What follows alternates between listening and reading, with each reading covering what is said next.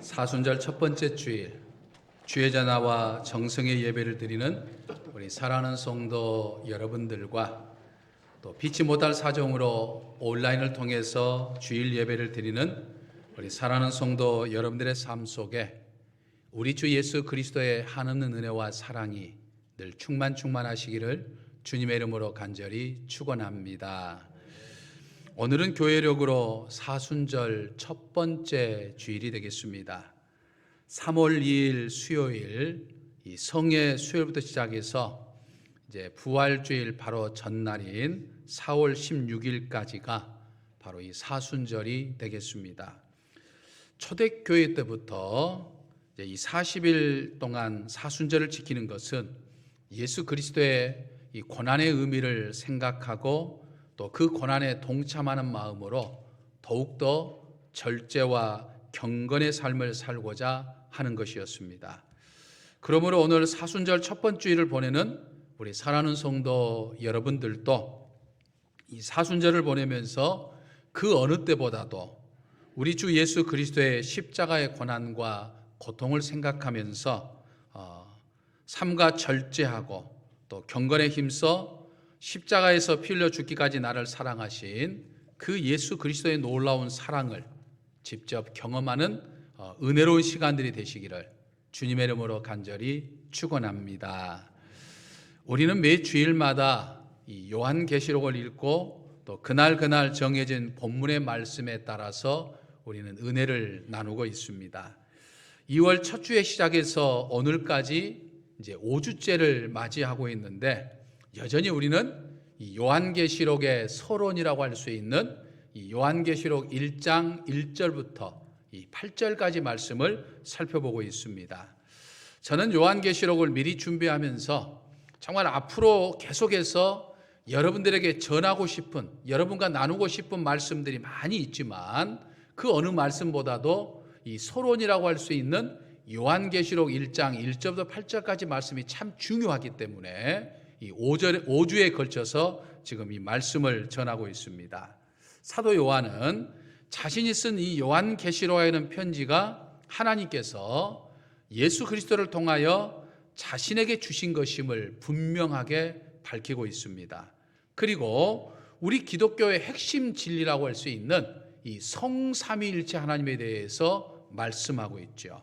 그 중에서도 이 예수 그리스도에 대해서 아주 자세하게 언급하고 있는 것을 볼 수 있습니다. 왜냐하면 지금 1세기 그리스도인들이 고난받는 이유는 바로 그 예수님 때문이었거든요. 예수님을 그리스도로 믿는 믿음 때문에 그들이 고난받고 있기 때문이었습니다. 지난 시간에 살펴본 것처럼 예수 그리스도는 오직 하나님과 하나님 나라만을 증거했던 충성된 증인으로 사신 분입니다. 이 말은 핍박받고 있는 1세기 그리스도인들도 충성된 증인으로 살아야 한다라고 하는 것을 의미하고 있죠. 그리고 21세기를 살아가는 오늘 나도 이 충성된 증인으로 살아야 한다라고 하는 것을 의미합니다. 아멘이십니까? 그 어떤 상황에서도 늘 하나님과 그리고 하나님의 나라를 증거하며 사는 충성된 증인이 되시기를 주님의 이름으로 간절히 축원합니다. 다음으로 예수 그리스도는 모든 임금의 머리, 즉 만왕의 왕이 되신다고 말씀합니다. 예수 그리스도는 아무런 힘이 없어서 또 나약해서 십자가에서 허망하게 죽으신 것이 결코 아닙니다. 인류의 죄를 위해서 희생 제물이 되고자 십자가에서 죽으신 거죠. 그래서 예수님께서 희생 제물로 십자가에서 죽는다라고 하는 것은 사실은 이미 구약 성경에서부터 예고되었던 것이었죠. 하지만 3일 만에 사탄의 권세, 죽음의 권세, 죄의 권세를 이기고 부활하셨습니다. 부활의 몸으로 40일 동안 이 땅에 계셨다가 승천하시면서 다시 오시겠다라고 약속했죠. 근데 그때는 만왕의 왕으로 이 땅의 모든 것을 심판하는 심판주로 오신다라고 하는 거죠. 그 주님을 우리가 믿고 있는 거예요. 또 예수 그리스도는 우리를 죄에서 자유를 주셨습니다. 그러므로 우리는 영벌의 삶이 아니라 영생의 삶을 살게 된 겁니다. 믿으십니까? 할렐루야. 그리고 오늘 우리가 읽은 이 본문 6절을 보면 아버지 하나님을 위하여서 우리를 나라와 제사장으로 삼았다라고 말씀을 합니다. 여러분, 여기서 나라와 제사장으로 삼으셨다라고 하는 이 말이 참 중요합니다. 여기서 우리 나라라고 이 말할 때는요, 흔히 사람들은 이 지리적인 영토, 지금 땅을 생각한다라고 하는 거죠. 그래서 땅을 뺏기면 나라도 뺏겼다라고 생각하죠. 하지만 하나님의 나라는요, 이 지리적인 어떤 땅, 영토적인 개념이 아니에요. 그걸 초월하죠. 그걸 포함하기도 하지만 그걸 초월하죠. 그래서 하나님의 나라는 궁극적으로 저 천국을 의미하기도 하지만 무엇보다도 하나님의 다스림이 있는 곳, 하나님이 통치하는 곳은 전부 다 하나님의 나라다라고 하는 것이죠. 그래서 예수님은 빌라도 법정에서 내 나라는 이 땅에 속한 것이 아니니라라고 말씀하셨죠. 이 말은 지금 핍박받고 있는 1세기 그리스도인들의 나라는 눈에 보이는 이 로마 제국의 지배를 받는 그런 나라가 아니라 이 말이에요. 하나님의 나라이고 무엇보다 핍박받는 1세기 그리스도인들 너희들 자신이 하나님의 통치를 받는 하나님의 나라다라고 하는 것을 이야기하고 있죠. 너희를 잔인하게 핍박하는 로마의 황제가 너희의 임금이 아니고 예수 그리스도가 임금이다 라고 하는 거죠. 로마는 바뀌지만, 영원할 것 같은 저 로마 제국은 바뀌지만 너희는 영원히 바뀌지 않는 하나님 나라의 시민이다 라고 하는 거예요. 여러분, 처음 교회인 에루살렘 교회가 시작하면서부터 지금 사도 요한의 요한계시록을 받고 있는 1세기 말 이 당시 그리스도인들까지, 이 그리스도인들은 지난 50여 년 동안 예수님을 믿는 것 때문에 아주 숱한 박해를 당했습니다. 매를 맞기도 하고 감옥에 갇히기도 하고 재산을 몰수당하기도 하고 심지어 생명까지 빼앗겼죠. 그런데 그런 박해를 이기며 그들이 순교까지 할 수 있었던 것은 이 세상에 발을 딛고 살고 있지만 궁극적으로 자신들이야말로 하나님의 통치가 이루어지는 하나님의 나라라고 하는 사실을 믿었기 때문이었다라고 하는 거죠. 그렇게 하나님의 나라에 대한 믿음이 확고했기 때문에 그들은 박해를 받으면서도 오히려 기뻐할 수 있었던 거예요. 고난받아 감옥에 갇힌 신세가 되었으면서도 항상 기뻐했던 사도 바울뿐만 아니라 지금 밤모섬에서 유배 생활을 하면서 탄광에서 힘들게 일하는 가운데 있는 이 사도 요한도, 이 도미티아누스 황제에게 갖은 핍박을 받는 사도 요한도 그 모든 걸 기쁨으로 감당할 수 있었던 거죠. 그들은 자신들이야말로 하나님의 나라의 통치가 이루어지는, 하나님의 통치가 이루어지는 하나님의 나라라고 하는 사실을 믿었습니다. 지금 요한계시록의 메시지를 읽는 당시 고난받는 그리스도인들도 하나님의 통치를 받는 하나님의 나라라고 하는 것을 믿었던 거예요. 여러분, 하나님의 통치가 이루어진 곳이 바로 하나님의 나라요, 하나님께 예배를 드리는 오늘 내가 하나님의 나라입니다. 믿으십니까? 이 분명하고 확실한 믿음이 있는 그리스도인은요, 어떤 고난이 오더라도 흔들리지 않습니다. 이길 수 있어요. 코로나 팬데믹뿐만 아니라 그 어떤 것이라도, 내 생명을 빼앗는 그 어떤 것이라도 이길 수 있고 승리할 수 있는 거예요. 아멘이십니까? 또한 그리스도인은 하나님의 나라요 제사장입니다. 여러분, 구약에서 제사장이 어떤 사람들이었습니까? 백성들 앞에서 하나님 앞에 예배했던 사람들이죠. 그리고 백성들이 하나님을 잘 섬길 수 있도록 돕는 역할을 했던 사람들이 제사장이었습니다. 다시 말해서 우리 그리스도인이 제사장이라는 이야기는 우리가 제사장들처럼 하나님 앞에 예배하는 삶을 살아야 된다는 거예요. 어떤 일이 있어도 하나님 앞에 예배드리는 삶을 살아야 된다는 거예요. 코로나 팬데믹 상황 속에서 주회전에 나와 예배 드릴 수 있으면 이렇게 여러분들처럼 교회당에 나와 예배를 드려야 되고, 피치 못할 사정으로 교회당에 나오지 못하면, 몸이 아프면 온라인을 통해서라도 예배를 드리는 사람들이 제사장들만 할 수 있다 이 말이에요. 또 사람들이 하나님을 잘 믿고 잘 섬길 수 있도록 돕는 역할을 사는 사람들이 우리 그리스도인들, 이 제사장과 같은 그리스도인들이다라고 하는 거죠. 그러니까 우리 그리스도인들에게는 바로 이 제사장의 사명이 있는 거예요. 예배를 늘 드려야 되고 사람들로 하여금 하나님을 잘 믿을 수 있도록. 그러니까 전도하는 것도 제사장의 사명이 있기 때문에 전도하는 거예요. 이 사명 따라 우리는 전도하는 이유가 바로 다 거기에 있는 거예요. 근데 이스라엘 민족은 그러한 사명을 위해서 수많은 민족들 가운데 먼저 부름을 받았음에도 불구하고 이 사명을 제대로 감당하지 못했던 거예요. 오히려 선민의식과 같은 특권의식에 사로잡혀 있었던 거예요.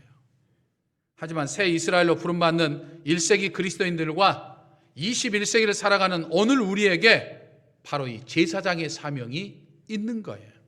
그래서 이 사명을 잘 감당하기 위해서 예수님은 오늘 우리들에게 어떤 삶을 살라고 하셨습니까? 소금과 빛의 사명을 감당하라 라고 말씀하셨죠. 사도 바울은 뭐라고 말했습니까? 너희는 그리스도의 향기라 라고 말씀한 거죠. 여러분, 그리스도인 삶이라고 하는 것은요, 그저 내가 단순하게 예수님을 믿고 구원받는 것으로만 끝나지 않아요.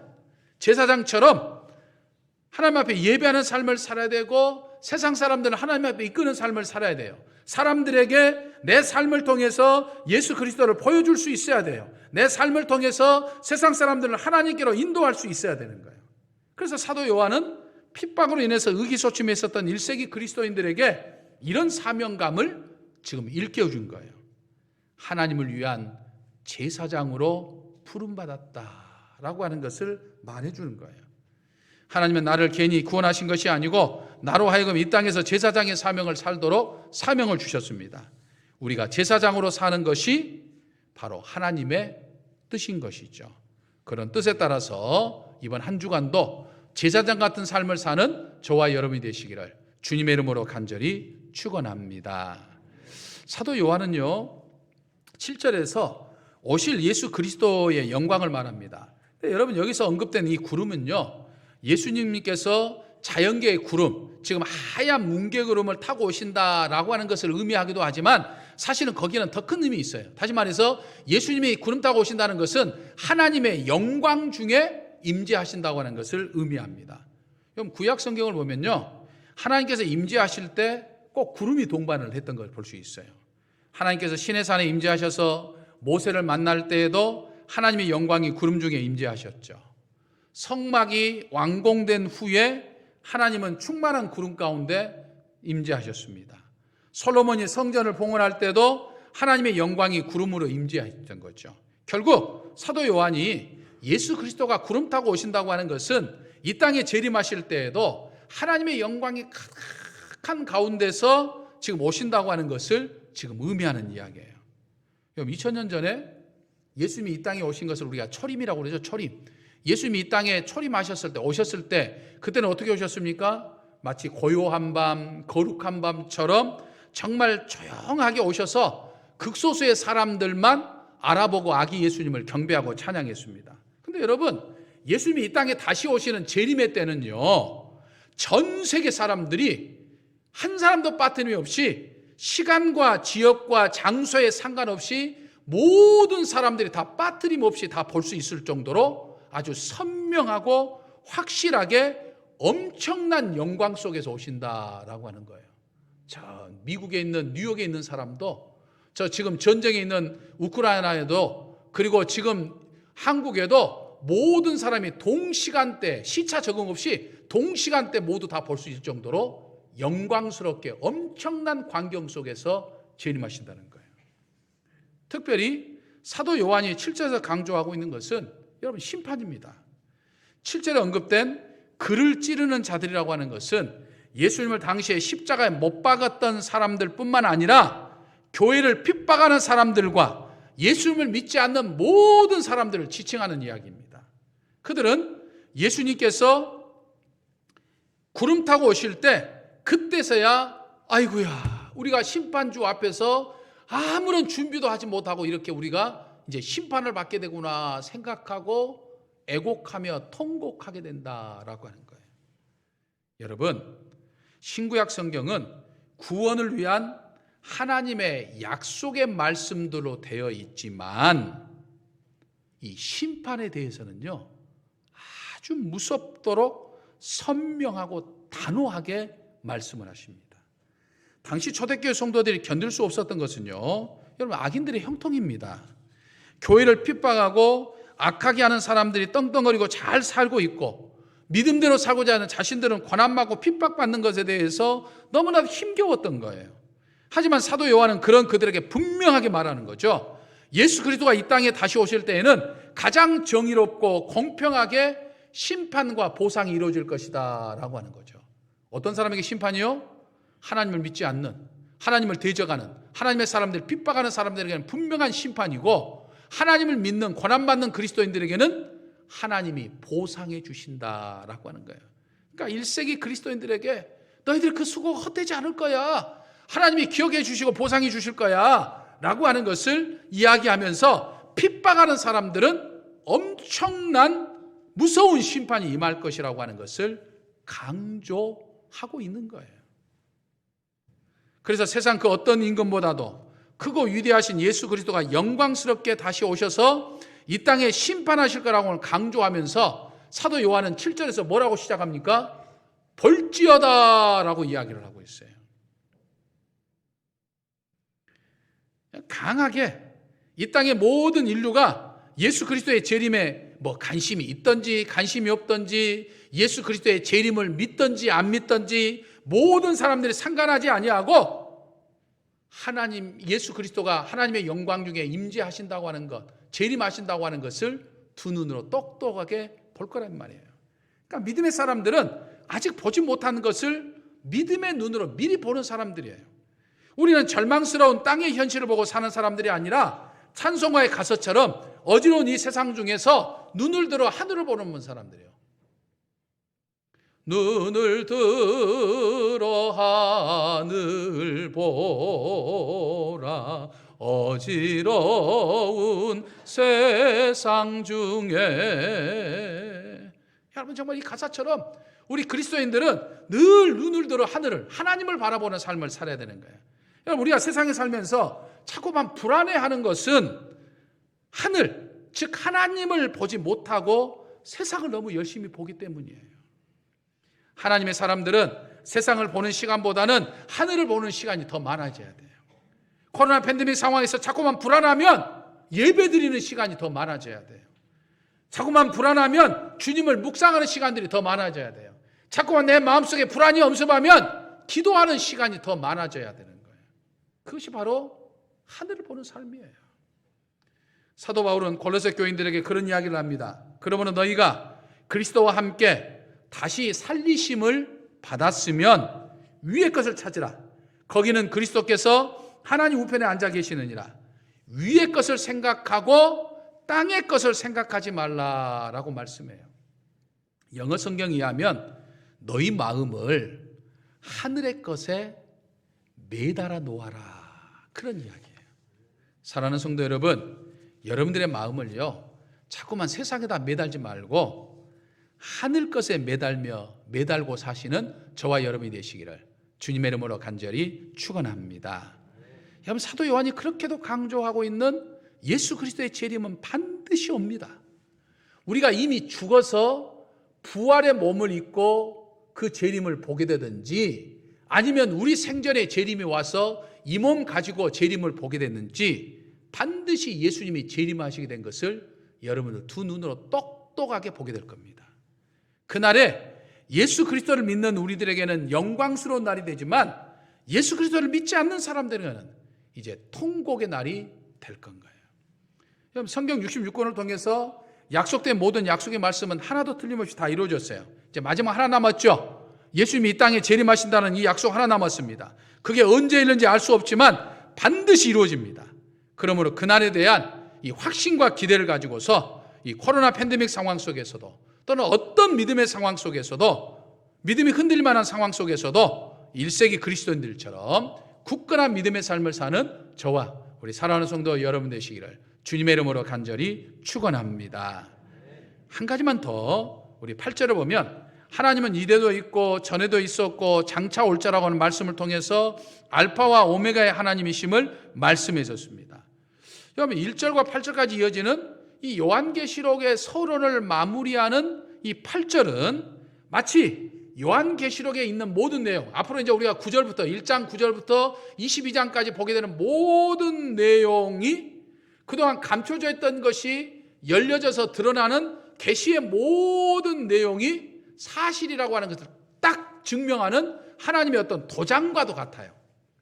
그래서 이 알파는 그리스 언어의 이 알파벳의 첫 글자이고, 오메가는 그리스어의 알파벳의 마지막 글자예요. 그러니까 알파와 오메가 사이에 모든 글자가 포함되어 있는 것처럼 인류의 시작과 끝이 하나님께 있다는 거예요. 하나님은 처음부터 끝까지 인류의 역사의 모든 것을 주관하시는 분이라는 거예요. 그러니까 앞으로 요한계시록에 나와 있는 모든 것도 하나님의 주관 안에서 이루어진다고 하는 것을 하나님이 지금 도장 찍어 주시는 거예요. 그러니까 태초부터 종말까지 진행되는 인류의 모든 역사가 알파와 오메가가 되신 하나님의 손 안에 있다라고 하는 거예요. 하나님의 백성인 우리 그리스도인들도, 하나님을 믿지 않는 세상 사람들도, 심지어는 하나님을 대적하는 적그리스도도 다 하나님의 손 아래 있는 거예요. 믿으십니까? 여러분들의 이번 한 주도 하나님의 손 아래 진행되는 거예요. 그러므로 이 한 주도 알파와 오메가 되신 하나님 안에서 사는 저와 우리 사랑하는 성도 여러분 되시기를 주님의 이름으로 간절히 축원합니다. 할렐루야. 영원부터 영원까지 계시는 내 아버지 하나님, 인류의 시작인 태초부터 인류의 끝인 종말까지 이 세상에서 되어질 모든 일들이 하나님의 손안에 있음을 고백하면서 이번 한 주도 이 코람데오 신앙을 가지고 살게 하여 주옵소서. 영광 중에 구름 타고 오실 예수 그리스도를 기다리는 이 마라나타 재림 신앙으로 이번 한 주도 눈을 들어 하늘을 보며 살게 하여 주시옵소서. 한 주간 동안 하나님을 세상 사람들에게 보여주게 하시고 하나님의 나라를 이루어가는 삶을 살게 하여 주시옵소서. 우리 주 예수 그리스도의 이름으로 기도하옵나이다. 아멘.